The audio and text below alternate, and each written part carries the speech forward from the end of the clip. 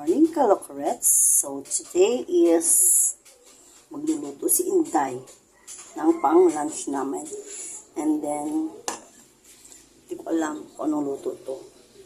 Bahala na kayo. So, yan. I-prepare ko lang ang aking ulam. So, ato na muna ang ibababad natin siya. Bawang. Then, sibuyas.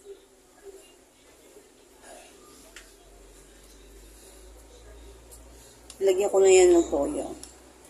So, add natin ketchup. Ilagay ko isang sachet na. Sakto na to. Sa chimpla. Kasairin na rin sayang. Diba? Mahal ngayon ng mga bilihin. Then, tomato. Ay! Mali. Sabi aking tomato sauce. Wait. Tomato sauce.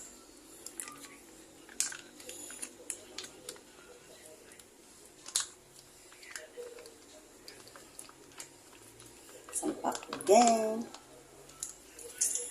Ngayon ba, minsan, kahit yung pagbablog ko ay for fun lang, for memories, tapos yung gusto ko lang may maalala ako, ganun. Kaya minsan hindi ko may post kasi may iba na pag nakita post ka ng post, akala yata pinagyayabang mo or akala ng iba ay ikaw ay may mapera kasi sasarap lagi ng mga niluluto mo. Tapos, mamaya-maya magchat-chat na sa iyo kasi nakita yung post mo na masarap yung niluluto mo, masasarap yung mga pinopost mo. Diba? Pero, ako kasi, hindi talaga ako mahilig mag-post. Kahit noong bata pa ako, hindi ako mahilig sa picture. Nakakalimutan ko. Kasi most of the time, ini-enjoy ko kasi yung moment. So, para sa akin, mas doon ako nagpo-focus na ma-enjoy ako. Hindi yung magkaroon ako ng picture for the memories. Nagkaka-picture ako. O ng mga friends ko, pinipicturean ako. Pero yung sariling sikap na picture ko, hindi ako, tamad talaga ako. Tamad ako mag-picture. Tapos, yun, isa pa, tama rin naman for the memories talaga. Kaya ako natututin mag-post, mag-upload na. Kikita ko yung past memories na, ay, ganito kay ano, di ba? Ang masaya balikan. Kaya lang, sa iba, minsan hindi nila, iba yung thinking nila. Hindi nila naiisip yung gano'n na, kaya ka nag-post for your own, purposes lang. Wala ka ibang intention. So, ganun. Yan, halo ko na siya. Ibababad ko siya ng mga 1 oras para kalab yung lasa. At saka, tataka kayo bakit medyo may taba. Kasi, alam mo, mas masarap kasi talaga pagka medyo may taba. Yung niluluto. Yeah, aminin naman natin, kahit bawal siya kasi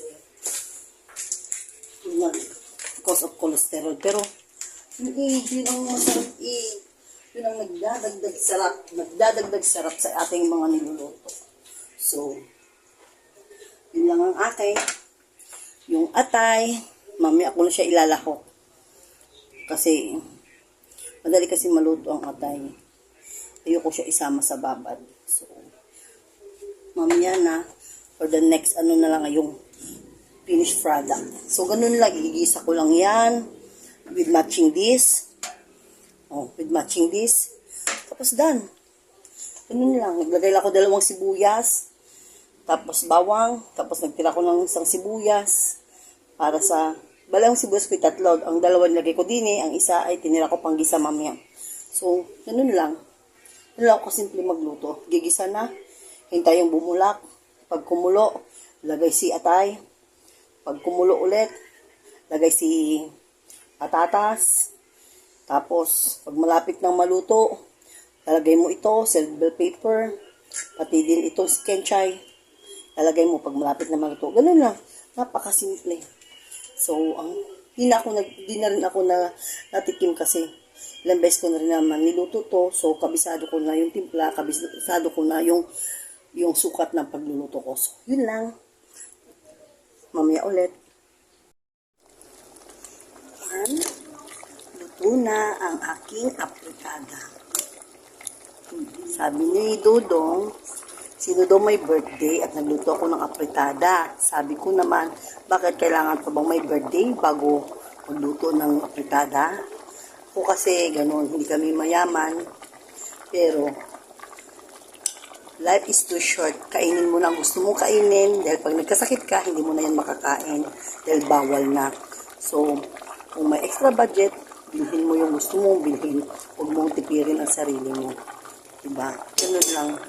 So, yun lang aking pamutawis sa buhay. At, yan na nga po.